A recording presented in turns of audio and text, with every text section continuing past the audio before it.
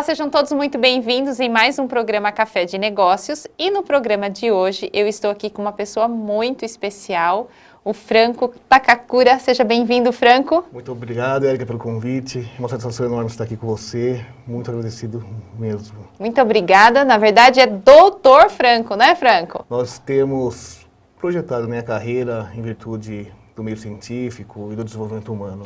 Muito bom. E o Franco vai nos contar um pouquinho sobre a sua carreira, vai contar pra gente toda a sua história empreendedora e para que as pessoas lá de casa possam conhecer um pouquinho mais, conta pra gente quem é o Franco. Então, Érica, eu sou filho de uma nordestina com um japonês, E eis-me aqui o que aconteceu. E desde pequeno eu tive uma infância bem, posso dizer assim, bem confortável, Sim. Meu pai bem estável, minha mãe também, mas porém eles tinham a sua missão, o seu propósito. Sim. E eu precisei aprender muitas coisas sozinho, e uma caminhada muito solo.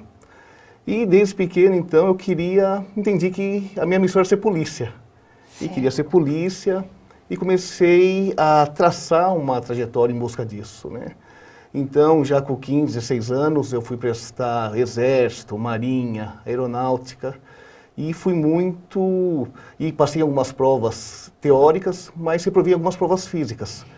E principalmente uma da saúde, por ter um pé chato. Mas antes de você me contar tudo isso, eu quero saber uma coisa. Onde o Franco nasceu? Eu nasci em São Paulo, ali na capital, vim para o interior, para Tietê, com 12 anos de idade. E ali comecei também a entender o que era essa infância, Porque na capital a gente era muito preso no apartamento, E ali começa a sua história. Você tem mais irmãos, Franco? Eu tenho duas irmãs. Certo. Uma mais velha, que mora no Mato Grosso do Sul, e a caçula que mora aqui em Campinas. Ok. E aí o Franco em carreira solo, embora de uma vida confortável, mas teve que trilhar seus caminhos. Meus caminhos, isso. E aí, me conta lá. E daí, Érica, nessa busca, o que me chocou muito foi quando aos 15 anos eu perguntei para minha mãe comecei a conversar com ela e falei, mãe, a vida não tem sentido você trabalhar, casar, morrer e minha mãe ficou preocupada. Minha mãe, no dia seguinte, falou, eu marquei um médico para você. Eu falei, que médico, mãe? A gente vai conversar com um psiquiatra. E daí eu percebi que muitas coisas teria que vir de dentro de mim, uma descoberta nova mesmo. Okay. E eu comecei a traçar uma vida em busca desse sentido da vida, dos porquês da vida, Certo.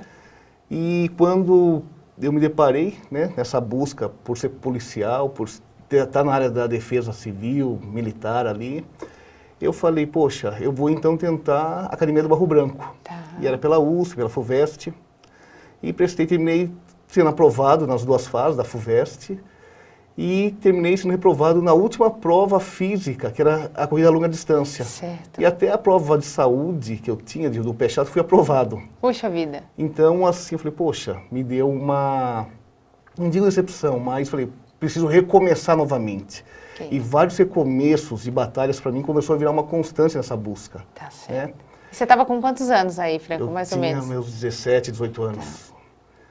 E daí eu falei, poxa, já sei, vou ser delegado de polícia. Porque eu não quero fazer mais um ano de cursinho, porque foi desgastante. Eu falei, vou ser delegado de polícia. E o que precisa para ser delegado de polícia? Direito. E fui fazer direito. Ok. E no primeiro ano que eu comecei a fazer direito, abri um concurso para investigador de polícia. E era 119 candidatos por vaga. E eu falei, não, eu acho que aqui é possível, eu vou prestar, estudei, prestei e passei. E no dia da entrevista, para a segunda fase, meu nome tinha um grifo, estava grifado. E chamaram o pessoal que está grifado, vem até uma sala especial. E cheguei lá, foi o seu diploma de segundo grau, não tem o carimbo da delegacia de ensino, e você está cortado do concurso. Puxa vida. E eu falei, mais uma vez, eu vou recomeçar, eu vou continuar essa busca. E no último ano de direito, eu estava namorando e falei, não, vou constituir uma família. E ali constituí uma família. E nessa constituição de família, eu falei, poxa, será que ser delegado é uma boa opção? Sim. E comecei a ter alguns questionamentos. Eu falei, não, então eu vou para a área da advocacia. E eu sou cristão, e alguns algumas coisas da advocacia começou a ir contra princípios, valores meus. E eu falei, eu posso recomeçar. Ok. E daí eu fui para a área administrativa. E daí falei, para onde que eu vou? Uma experiência gigantesca. Foi trabalhar com o sogro. E a primeira empresa que eu fui foi com o meu sogro. Fiquei 6 meses. Fazendo o quê, Franco? Eu fazia a parte administrativa, a parte de cobrança. Tá. E depois de 6 meses ali trabalhando com o sogro, Érica, eu estava no Cerquilho e abri a loja 100. Eu fui para a área de vendas. Tá. Entrei na loja 100, na área de vendas. E ali eu me deparei com metas, com relacionamento de pessoas, com conexão de pessoas. E eu falei, preciso entender mais sobre pessoas. E fui fazer uma MBA em gestão de pessoas. Ok. E depois de 6 meses com vendas, né, eu vi uma vaga de supervisor administrativo num condomínio comercial. Ok. E eu falei, não, eu acho que pode ser mais um degrau para minha carreira administrativa. E terminei indo para lá.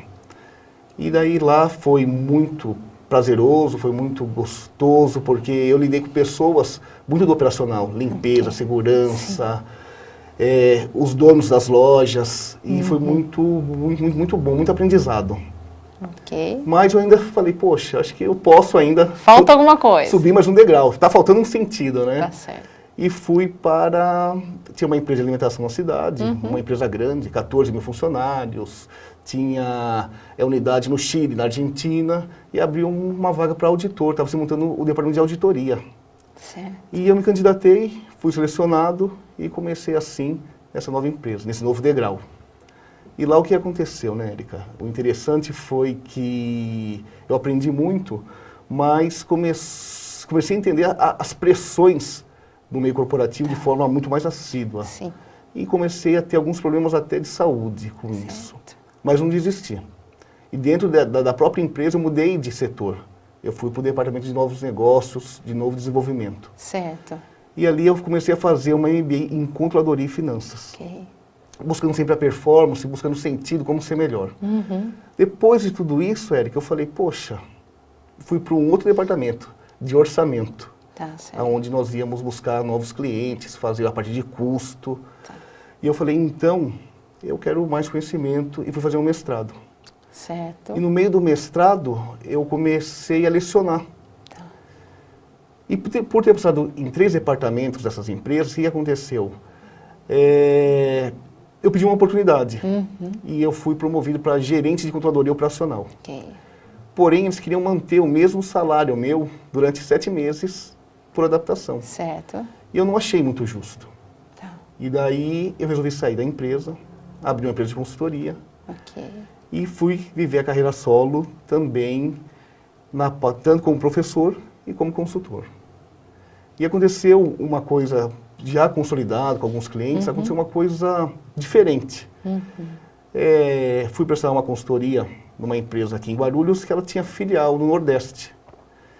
E, Érica, aconteceu que eu fui lá fazer um diagnóstico, fiz todo o levantamento. Isso enquanto funcionário? Não, como consultor já. Como consultor já. E daí o que aconteceu? Eles me fizeram uma proposta. Quanto que você quer vir para arrumar essa bagunça que está aqui, que você entende que você apontou, né? E daí eu falei, eu não quero ir, estou com uma empresa de consultoria, estou dando aula, só que eu nunca gostei de falar não. Eu falei, poxa, eu já sei a situação da empresa como está. Então, sabe o que eu vou fazer? Eu vou falar o não com os números, né? Sim. Coloquei um salário alto, pedi apartamento, carro, escola para as crianças, plano de saúde e fui dormir muito tranquilo. Certo. E após 15 dias, eu recebi um e-mail quando que eu começava. Puxa vida.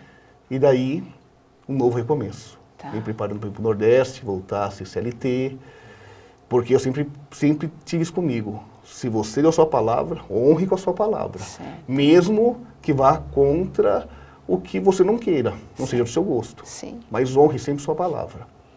E fui para o Nordeste. Foi uma experiência, uma cultura que eu tive que me readaptar, tive que aprender. E nessa trajetória do Nordeste, eu retornei, fiquei 10 meses lá, Tá. cumpri a minha missão, tenho a convicção disso. E falei, não, vou voltar para o interior, para Tietê. A faculdade já me chamou e falou, não, vem para cá que tem aulas para você. Eu falei, poxa, vou tirar um tempo sabático, vou ficar descansando um pouco E quando eu cheguei em Tietê, um dos acionistas da empresa que eu estou hoje, né, que eu presto serviço para eles, ele falou assim, ó, Franco, eu queria que você fosse o auditor da empresa, porque o auditor atual está se desligando. Tá. Eu queria que você concorresse com os outros que estão sendo indicados lá dentro. E fui escolhido. E daí, quando eu fui escolhido, eu estava iniciando meu doutorado. Certo. Eu falei, não, eu quero ser doutor, quero entender mais da ciência, da administração, Sim. quero poder agregar mais, quero ter mais performance. E nesse doutorado, eu comecei, junto com a auditoria, essa caminhada dentro dessa empresa que é em Tietê. E aconteceu que, no final do doutorado, eu quis potencializar. Sim. E eu falei, como eu posso potencializar esse doutorado, esse conhecimento que dê uma performance extraordinária? E eu fui fazer uma formação em coaching. Tá certo. E quando eu fui fazer uma formação em coaching, tudo que tinha sentido, eu encontrei o sentido. Que bacana. E eu falei, poxa, agora eu entendi meu propósito de vida. Legal. Agora eu entendi a minha missão qual é. Tá. E daí eu falei, não, então é hora de se preparar para fazer uma transição de carreira. E daí eu transitei da área corporativa, novamente CLT, indo para a área de carreira solo, desenvolver pessoas, tocar em pessoas, tocar em pessoas que estão na liderança de empresas, para as empresas cumprirem a sua missão. E daí dentro desse processo, dentro desse estudo que eu tive da área de coaching, eu me preparei e fiz a transição. E daí nessa empresa que eu estava como auditor, gratidão enorme a ela, eu fui planejar um desligamento, como seria a melhor forma. Sim. E me sugeriram que continuasse como pessoa jurídica, prestando serviço para eles, pelo menos 2 vezes por semana ali. Tá. E assim o fiz, né? E hoje eu tenho atuado aí em cumprir a minha missão, entender a minha missão, que é tocar em pessoas, que é fazer elas enxergar o sentido e o propósito de vida delas, Certo. o que eu não consegui enxergar lá atrás, e facilitar, ser um facilitador. Que bacana, que história incrível, Franco. E quando você fala, né, com 15 anos, né, um rapaz de 15 anos, que lá atrás fez uma pergunta para a mãe, né, qual é o sentido, né, porque só trabalhar e pagar conta, né, muito pouco, né, Exato. Franco? E aí você vê que para tudo isso precisa ter um sentido, né? Sim. E hoje você, com a sua formação, a pergunta é, como você faz? Como você desenvolve isso nas pessoas? Como é que você desperta no outro a capacidade dele enxergar esse sentido? Mas antes de você me contar e de contar para o pessoal lá em casa, eu vou pedir para o pessoal lá em casa me aguardar no próximo bloco, que o Franco, então, agora vai desenrolar toda essa carreira de coaching, que hoje, de certa forma, ela está sendo bem confundida, né, Sim, Franco? sim. Então, volte, eu aguardo você depois do intervalo, porque tem muita coisa para você saber sobre o que é realmente coaching. Eu espero você!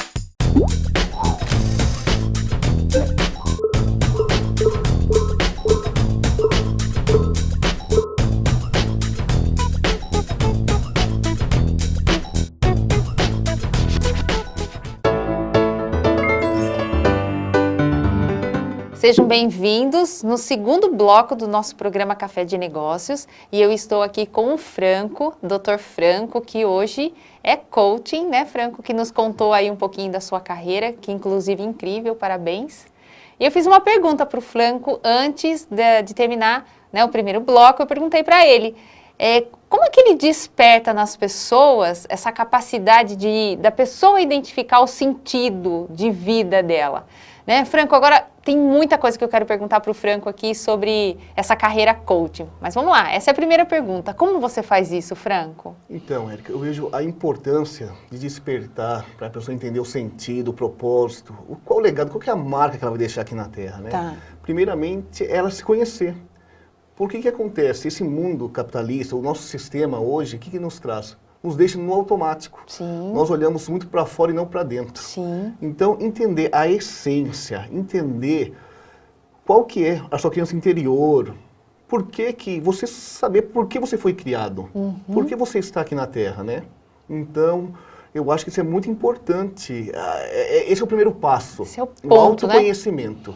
Porque quando você sabe o que você é, você sabe o porquê que Deus te fez, o que cada um acredita, o que seja, e qual é que são as razões, né? O que justifica a pessoa estar aqui. Então, acho que o primeiro passo é esse. Franco, a nossa cultura, né? A cultura ocidental não é uma cultura muito do autoconhecimento, né? A gente olha muito mais para fora, delega as responsabilidades das nossas escolhas em outras pessoas. É muito comum a gente fazer isso. Você acha que essa sua expertise, né, essa sua perspicácia de enxergar isso, vem da sua cultura oriental? Eu entendo, Érica, que não. Por quê? Porque eu, como oriental, até então, eu vivi num sistema, o sistema molda as pessoas que estamos. Sim. Mesmo meu pai sendo oriental e muito introspectivo, ele tinha a missão dele, e a missão dele foi uma carreira solo. Seu pai fazia o quê, Franco? Meu pai é médico. É médico, que médico bacana. ortopedista, e ele entende, né, Certo. que a missão dele com a família é não deixar faltar nada materialmente Sim, e sim. cuidar das pessoas que necessitam de saúde. Então, nessa jornada, eu percebi que muitas buscas, eu vivi até os 40 anos numa busca que eu vivi num sistema que me mudou, e a cultura não me ajudou. Mas algo despertava essa curiosidade de olhar para dentro. Franco, a gente hoje vê, né, essa carreira do coaching tomando várias vertentes, né? Hoje a gente vê, você tem todo tipo de profissional, em qualquer área que a gente vá atuar, você vai encontrar todo tipo de profissional. Gostaria que você comentasse um pouco sobre a responsabilidade desta carreira, considerando que quando eu procuro um profissional como você, eu coloco ali na mesa, né, a minha alma, o meu coração, a minha carreira para você. Fala um pouquinho sobre isso. Então, Érica, eu estou assustado com isso. Por quê? Eu tenho percebido que muitas pessoas têm se intitulado como coach e têm querido tocar em pessoas, em almas, e têm feito isso de forma irresponsável. Certo. Eu digo até criminosa. Sim. Porque ao invés de ajudar, está prejudicando. Sim. Está afundando.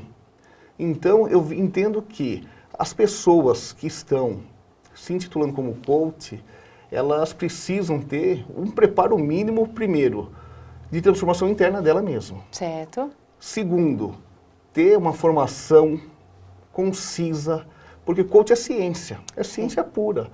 E como uma pessoa que não é cientista, que não tem preparo, exercer a ciência. Sim. Então, eu entendo muito que a pessoa precisa, a responsabilidade dela é enorme, porque são ferramentas, são estruturas, são processos de tocar na alma da pessoa para elevar para um nível superior de vida. Certo. Então, quem não tem esse preparo, quem não tem essa formação, quem está sendo irresponsável de não ter uma base, tanto científica como humana, e de busca interna, primeiro, e está fazendo isso para meros ganhos financeiros, é criminoso. E até para o pessoal em casa, né, nos acompanhar nessa conversa, quando o Franco fala, né, ter esse conhecimento enquanto ciência, né? Hoje o Franco é doutor em administração, né, Franco? Isso. Então são 4 anos de pesquisa, 4 a 5 anos, né? A gente fica dentro de um processo de pesquisa.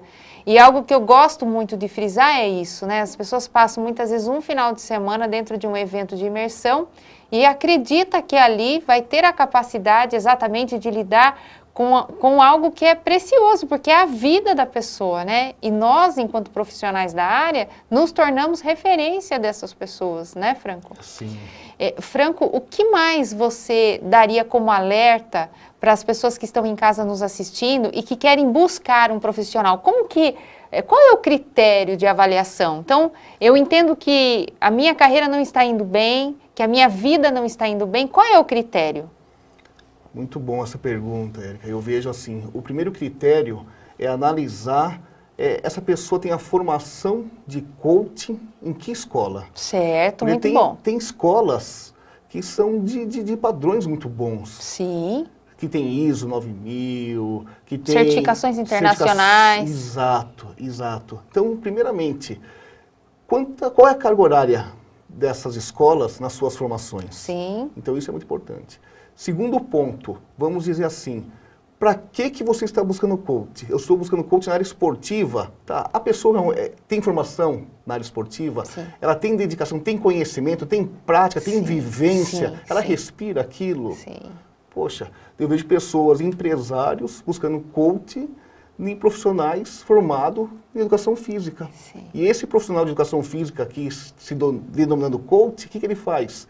Ele fala que vai ajudar, vai dar performance. Ele pode dar performance na área dele, mas Sim. não na área, às vezes, que se propõe.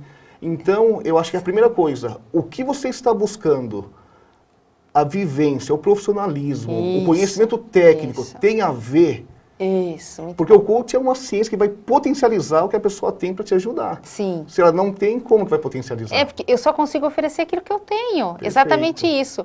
Não desmerecendo nenhum profissional, Perfeito. mas o outro, né? Mas, por exemplo, usando esse exemplo seu do professor de educação física, dificilmente ele consegue me ajudar numa área financeira. Dificilmente ele vai conseguir me ajudar dentro de uma área corporativa se ele não entende de negócios.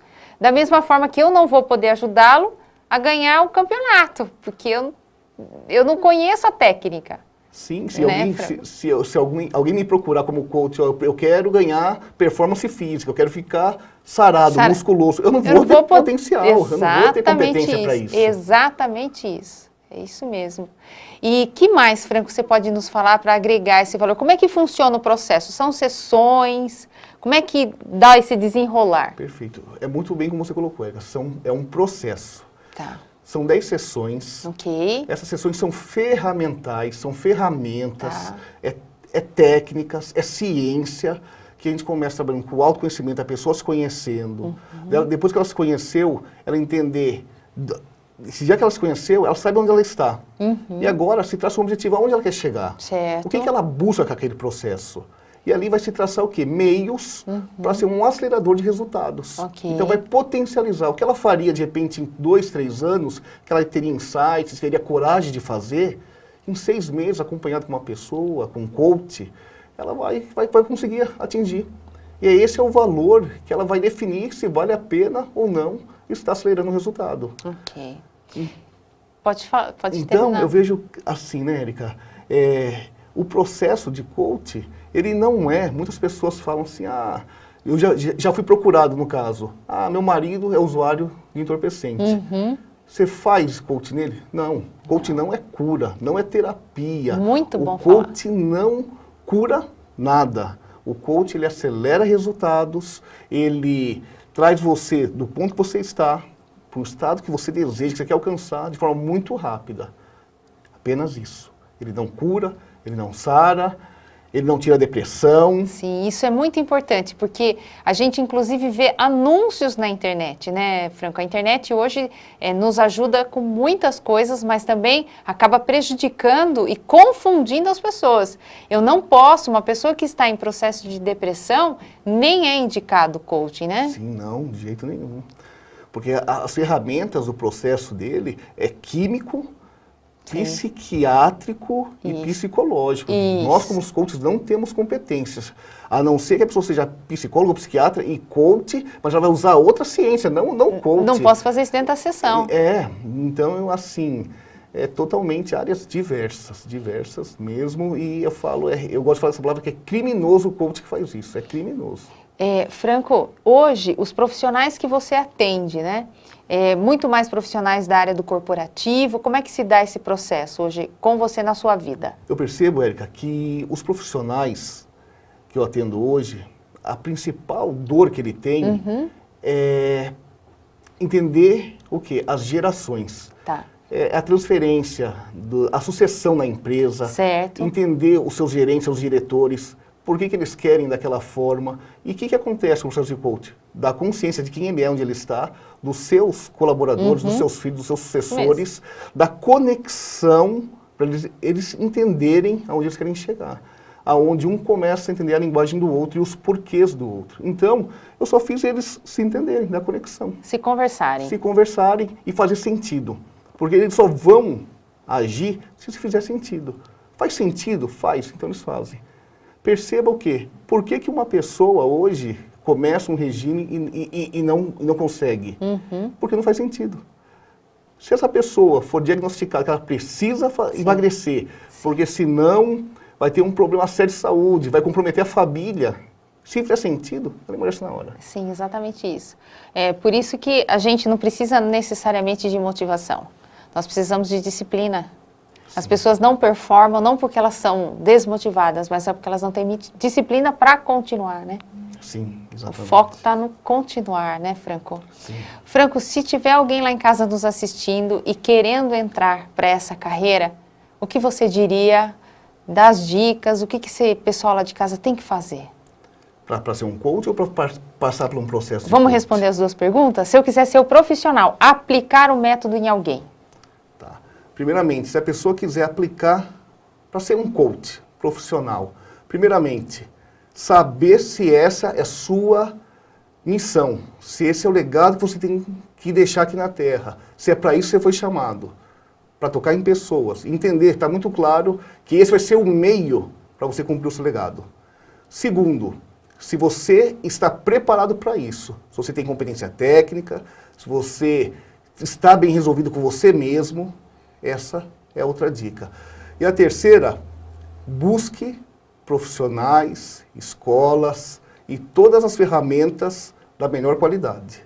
E só faça se você acreditar que está fazendo o melhor, se você está tocando em vidas para deixar um mundo melhor. Então eu entendo que esse, para quem quer ser um coach, tem que ser as premissas básicas. E você consegue me responder rapidamente se eu quiser participar do processo que eu tenho que fazer? Consigo sim, Érica. Eu entendo que quem quer passar por um processo de coach tem que entender primeiramente se está disposto à mudança. Tá certo. Eu quero mudar de fato. Eu estou disposto a cumprir tarefas de coach. Eu estou disposto a me dedicar tempo. É o meu momento. Certo. Segundo, eu entendo que a pessoa, para passar por um processo, tem que entender aonde ela está e aonde ela quer chegar. Não pode ir para um processo, eu quero lá para evoluir. Evoluir no quê? Aonde, em que área? Certo. Tem que estar muito claro para ela. Okay. Buscar esses objetivos. Franco, eu passaria aqui horas conversando com você, mas a gente está com o nosso tempo estourando. E a gente sempre deixa esse finalzinho do programa para que você olhe para aquela câmera e agradeça a todas as pessoas que te ajudaram a chegar até aqui. Faça os seus agradecimentos. Eu queria agradecer ao meu pai e minha mãe, que são as origens. Se eu sou alguém, é porque eles fizeram e cumpriram a sua missão. Eu quero agradecer também a minha esposa maravilhosa, que tem estado do meu lado, aos meus filhos, que têm entendido muito a minha ausência, mas têm entendido que eu tenho uma missão, que eu tenho um propósito de vida, tenho deixado um legado para eles. E eu queria deixar para essas pessoas diretamente. Claro, para um monte de gente que está ao meu lado, que me acompanha, que me ajuda. Claro que tem empresas, corporações, mas eu posso esquecer de alguém. Mas então eu resumo nessas pessoas. Franco, muito obrigada pela sua participação. Foi muito bom ter você aqui conosco. Eu tenho certeza que foi muito esclarecedor para o pessoal que está lá em casa assistindo, até bem curioso esse tema coach, considerando toda essa movimentação que a gente vê hoje em dia sobre o processo. Muito obrigada por você estar aqui comigo. Agradeço demais a sua presença. Gratidão toda minha, Érica. Fiquei muito feliz de poder estar aqui. Fiquei muito feliz mesmo de poder participar aqui junto com você. E eu deixo aqui meus agradecimentos e me deixo à disposição em que precisarem. Vai ser um prazer em poder servir e cumprir parte da minha missão, do meu propósito com vocês também. Tá? Muito obrigada. E eu aproveito para agradecer o Salão de Cabeleireiros da Cláudia Costa, que é a grande responsável por arrumar os meus cabelos, e a Isa Almeida, que é a minha maquiadora incrível. Um beijo para você que ficou comigo até agora e a gente se vê no próximo programa. Tchau, tchau.